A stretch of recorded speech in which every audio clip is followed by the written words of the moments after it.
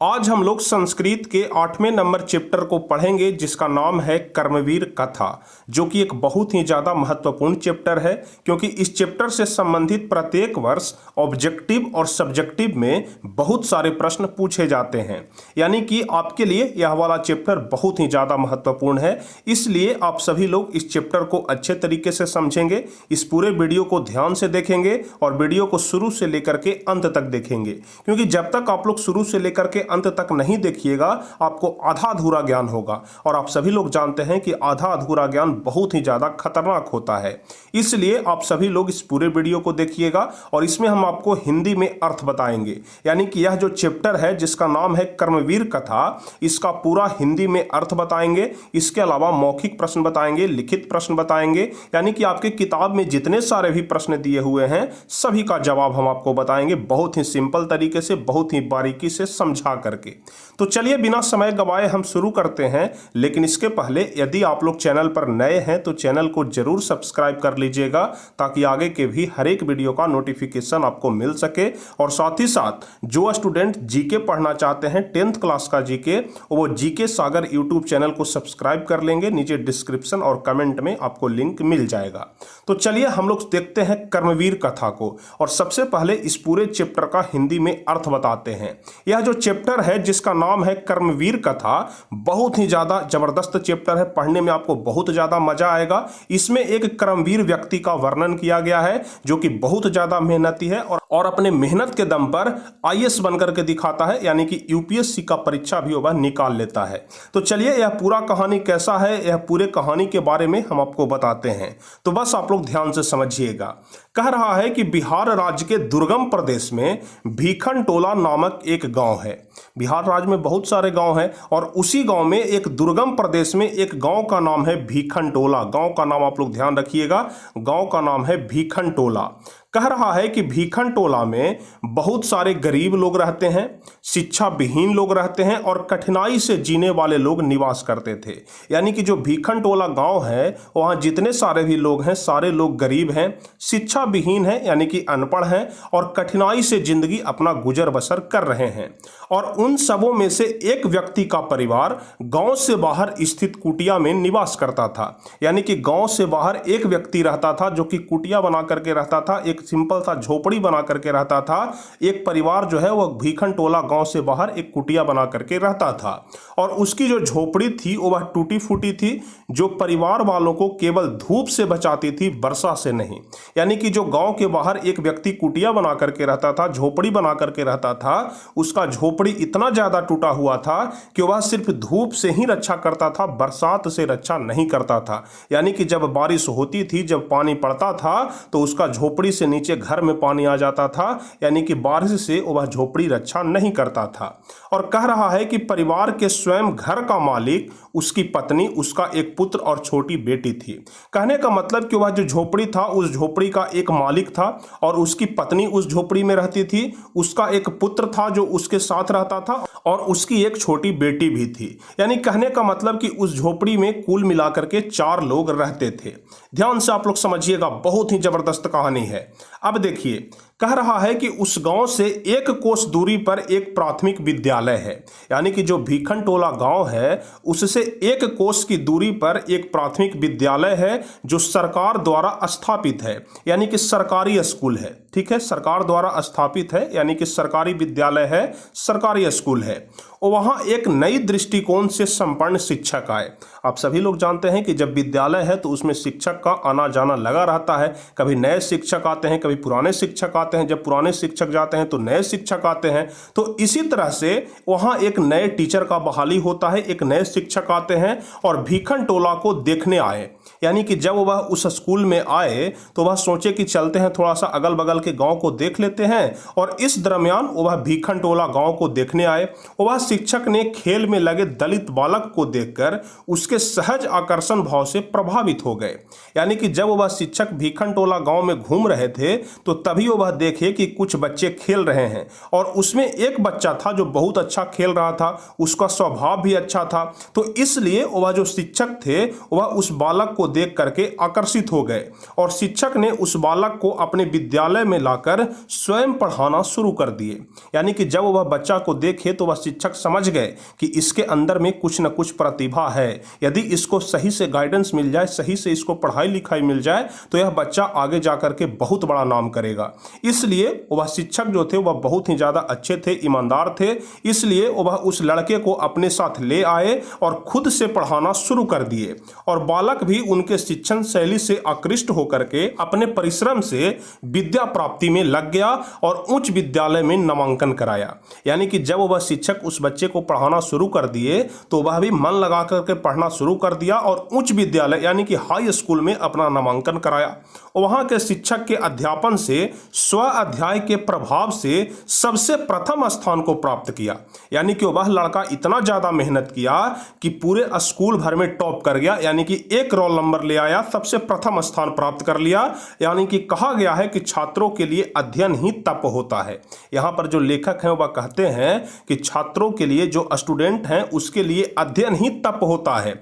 जिस प्रकार से साधु महात्मा के लिए तपस्या होता है उसी प्रकार से स्टूडेंट के लिए पढ़ाई ही तप होता है। और चूंकि आप लोग भी एक स्टूडेंट हैं इसलिए हम आपसे बार बार रिक्वेस्ट करते हैं कि मन लगा करके पढ़िए। आपके पास समय बहुत कम है और कम समय में आपको सक्सेसफुल बनना है, तो इसलिए आप लोग ज़्यादा से ज़्यादा मेहनत करिए। तो यहाँ तक आप लोग समझ गए, किसी प्रकार का कोई दिक्कत नहीं है। यहाँ तक भर में हम आपको इतना ही बताए कि एक भीखन टोला नाम का गाँव है, वहाँ एक दिन शिक्षक घूमने के लिए आते हैं और एक बच्चे को देखते हैं और जब वह बच्चे को देखते हैं तो उसके प्रतिभा से आकर्षित हो जाते हैं। उसके बाद उस लड़के को अपने साथ लेकर के चले जाते हैं, उसको पढ़ाना शुरू करते हैं और इतना पढ़ाए और वह लड़का इतना मन लगा करके पढ़ा कि अपने पूरे स्कूल में टॉप कर गया, यानी कि प्रथम स्थान प्राप्त किया। अब देखिए आगे क्या कह रहा है कि यह बालक बार बार अपने गुरु से उपदेश पाकर, पिता के धनाभाव में भी छात्रवृत्ति पाकर और छोटे बच्चों को शिक्षा देकर जो प्राप्त धन हुआ उससे शहर में जाकर के कॉलेज में अपना एडमिशन करवाया। यानी कि वह जो बच्चा था उस बच्चा का क्या नाम था यह भी हम आपको बताते हैं। उस बच्चे का नाम था राम प्रवेश राम। ध्यान रखिएगा, जो भीखन टोला में शिक्षक एक लड़के को देखे थे उस लड़के का नाम था राम प्रवेश राम। तो जब राम प्रवेश राम अपना हाई स्कूल का शिक्षा कंप्लीट कर लिया तो वह बाहर पढ़ने के लिए चला गया और जब बाहर पढ़ने के लिए चला गया तो उसको पैसे का जरूरत पड़ा, तो पैसे के लिए वह सरकार से छात्रवृत्ति लिया। उसके अलावा अपने से छोटे बच्चों को पढ़ाना शुरू किया और जब अपने से छोटे बच्चों को पढ़ाया तो उससे कुछ पैसा आया और जो पैसा आया उससे शहर में कॉलेज में अपना नामांकन करवा लिया और वहां भी गुरुओं का वह प्रिय बन गया। यानी कि वहां भी गुरुओं को वह सदा आदर करता था। इसलिए हम आपको बार बार बोलते हैं कि हमेशा अपने से बड़ों का और अपने शिक्षक का जरूर आदर करना चाहिए, रिस्पेक्ट करना चाहिए। यदि आप दूसरे को इज्जत देंगे तभी आपको भी इज्जत मिलेगा और यदि आप दूसरों को इज्जत नहीं देंगे तो आपको भी इज्जत नहीं मिलेगा। चाहे कहीं भी आप लोग आजमा करके देख लीजिएगा। चलिए हम लोग आगे पढ़ते हैं। तो कह रहा है कि वह बालक सदैव अपने पुस्तकालय में अपने वर्ग में सावधानी पूर्वक मन लगा करके बिना समय नष्ट किए हुए पढ़ाई में लग गया। यानी कि जब वह शहर गया तो शहर में जाकर के भी पुस्तकालय में गया और अपने क्लास में मन लगा करके पढ़ता था, यानी कि पूरे ध्यान से वह पढ़ाई में लग गया और कॉलेज के पुस्तकालय में स्थित अनेक विषयों के पुस्तकों को हृदयस्थ कर लिया। यानी कि पुस्तकालय में बहुत सारे पुस्तक होते हैं जिसमें से जो काम के पुस्तक थे उसको वह रट गया, यानी कि समझिए कि उसको अच्छे तरीके से पढ़ गया। वहां स्नातक परीक्षा में विश्वविद्यालय में सबसे प्रथम स्थान पा करके अपने कॉलेज का यश बढ़ाया। यानी कि जो लड़का था जिसका नाम था राम प्रवेश राम, जब वह बाहर में गया, विश्वविद्यालय में गया, कॉलेज में गया तो वहां भी वह मन लगा करके पढ़ाई किया और पढ़ाई के बदौलत पूरे विश्वविद्यालय में टॉप कर गया। जब वह स्कूल में टॉप कर गया था उस समय स्कूल का नाम रोशन किया। अब वह विश्वविद्यालय में गया यानी कि कॉलेज में गया तो कॉलेज में भी टॉप कर गया और अपने कॉलेज का नाम रोशन किया और सब जगह शहर में विश्वविद्यालय परिसर में राम प्रवेश राम सुनाई पड़ने लगा। यानी कि जब वह विश्वविद्यालय में टॉप कर गया, प्रथम स्थान पाया, तो अब सब लोग राम प्रवेश राम का नाम लेने लगे कि एक लड़का है जो बहुत पढ़ने में तेज है। यानी कि सब जगह राम प्रवेश राम शब्द सुनाई पड़ने लगा। उसके माता पिता विद्या से प्राप्त प्रतिष्ठा को नहीं जान सके। यानी जाहिर सी बात है कि जिनके माता पिता अनपढ़ होते हैं, अशिक्षित होते हैं, उनको क्या पता कि पढ़ाई लिखाई से क्या फायदा होता है, क्या नाम होता है। तो उसी तरह से राम प्रवेश राम के माता पिता भी अशिक्षित थे और उनको नहीं पता था कि विद्या से प्राप्त प्रतिष्ठा क्या होता है। ठीक है, तो इसी के बारे में बता रहा है। अब देखिए असली कहानी यहां से शुरू होता है। कह रहा है कि 1 वर्ष के अंदर ही वह बालक केंद्रीय लोकसभा की परीक्षा में भी स्व अध्याय और व्यापक विषय के ज्ञान के कारण ऊंचा स्थान प्राप्त किया और साक्षात्कार में समिति के सदस्यगण उसके व्यापक ज्ञान से तथा उस प्रकार के पारिवारिक परिवेश में रहकर भी उसके द्वारा किए गए परिश्रम और अभ्यास से बहुत प्रसन्न हुआ। यानी कि केंद्रीय लोक सेवा की परीक्षा में, सिविल सर्विस की परीक्षा में वह टॉप कर गया। ठीक है, सिविल सर्विस का परीक्षा भी वह निकाल लिया। और जब उसका इंटरव्यू हो रहा था, देखिए यहां पर क्या लिखा हुआ है, साक्षात्कार में, यानी कि जब उसका इंटरव्यू हो रहा था तो इंटरव्यू करने वाले जितने सारे भी सदस्यगण थे वह उसके ज्ञान को देख करके बहुत ज्यादा प्रभावित हुए। और इस प्रकार के माहौल से बाहर निकलना और इतना ज्यादा सक्सेसफुल हो जाना, इतना ज्यादा सफल हो जाना उन लोगों को भी चौंका रहा था और इस बात से वह बहुत ज्यादा प्रसन्न हुए। और कह रहा है कि आज राम प्रवेश राम की प्रतिष्ठा अपने राज्य में और केंद्र सरकार में बहुत है। यानी कि आज राम प्रवेश राम की प्रतिष्ठा जो है, जो मान सम्मान है, वह अपने राज्य में तो है ही, साथ ही साथ केंद्र सरकार में भी बहुत है। उसका प्रशासनिक क्षमता और संकट काल में निर्णय की क्षमता सबों के लिए आकर्षक है। यानी कि जब भी कोई आपदा होती है, जब भी कोई विपत्ति आती है, उस समय सभी लोग आकर के राम प्रवेश राम से सलाह लेते हैं कि इसमें क्या करना चाहिए। और उसकी जो प्रशासनिक क्षमता है और संकट काल में निर्णय लेने का जो आकर्षक गुण है, उससे लोग प्रभावित होते हैं।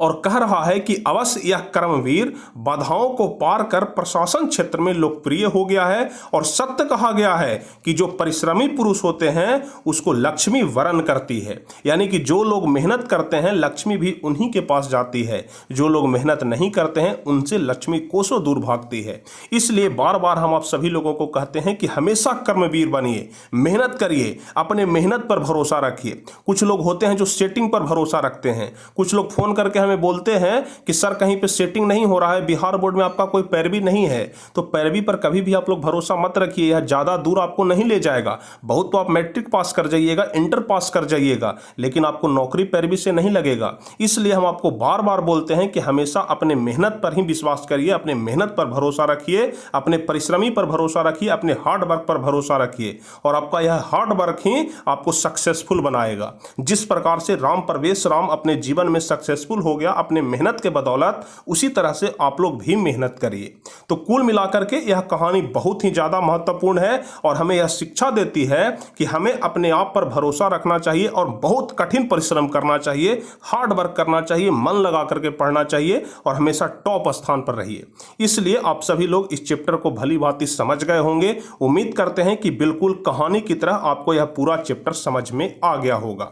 अब चलिए हम लोग आगे बढ़ते हैं और आपको बताते हैं इस चैप्टर का क्वेश्चन आंसर यानी कि प्रश्न उत्तर, जिसमें सबसे पहला प्रश्न जो है वह मौखिक प्रश्न है, जिसमें कह रहा है एक पदेन उत्तरम वदत, यानी कि एक पद में उत्तर देना है, यानी कि एक शब्द में उत्तर देना है। आप लोग अपना अपना किताब जरूर देखिएगा। उसमें सबसे पहला प्रश्न है कि कर्मवीर कह अस्ति, यानी कि जो कर्मवीर है वह कौन है। इसमें कह रहा है कि कर्मवीर कौन है, कर्मवीर कह अस्ति, तो इसका जवाब हो जाएगा कि कर्मवीर कौन है, तो राम प्रवेश है। यानी कि कर्मवीर कौन है, तो राम प्रवेश है। तो पहला का जवाब हो जाएगा राम प्रवेश है। अब ख नंबर प्रश्न कह रहा है कि बिहार प्रांतस्य दुर्गम प्राये प्रांतरे कह ग्राम अस्ति, यानी कहने का मतलब कि बिहार प्रांत के दुर्गम प्रांत में जो गांव है उसका क्या नाम है। अभी हम आपको बताएं कि जो भीखन टोला गांव है वह बिहार राज्य के एक दुर्गम प्रांत में है।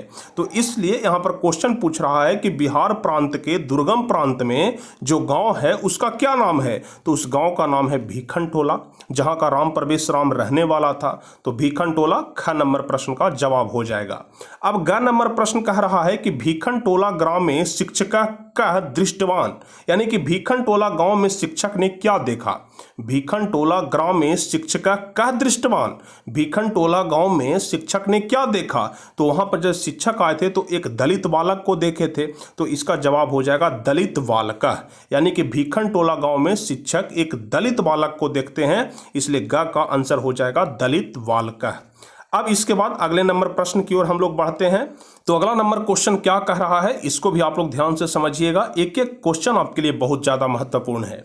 तो घ नंबर प्रश्न कह रहा है कि कर्मवीर राम प्रवेश कुत्र उन्नतम स्थानम प्राप्तम, यानी कि कर्मवीर राम प्रवेश राम कहां उन्नत स्थान प्राप्त किए हैं, तो केंद्रीय लोक सेवा के परीक्षा में उन्नत स्थान प्राप्त किए हैं।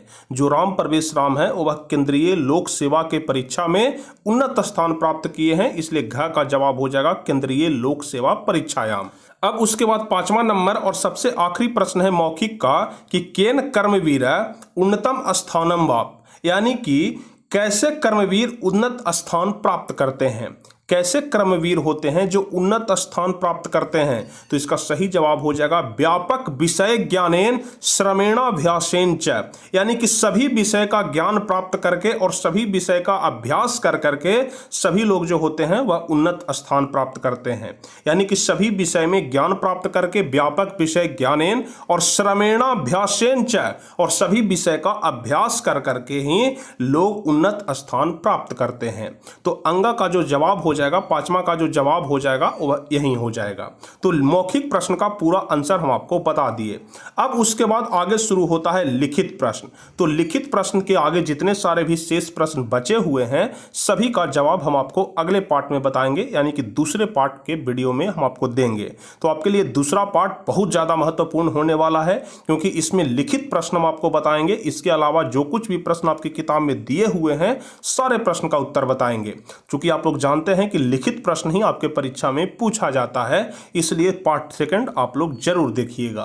तो उम्मीद करते हैं कि आज का यह वीडियो आपको भली भांति समझ में आ गया होगा, बहुत ही अच्छा लगा होगा और बहुत ही जबरदस्त तरीके से आप लोग समझ गए होंगे।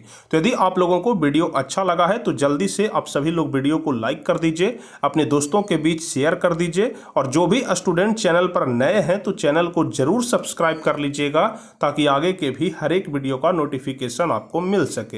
तो चलिए फिर मिलते हैं अगले वीडियो में, और जल्दी से आप लोग नीचे कमेंट में जाइए, डिस्क्रिप्शन में जाइए और जीके सागर चैनल का जो लिंक दिया हुआ है उस पर क्लिक करके आप लोग जीके सागर चैनल को सब्सक्राइब कर लीजिए।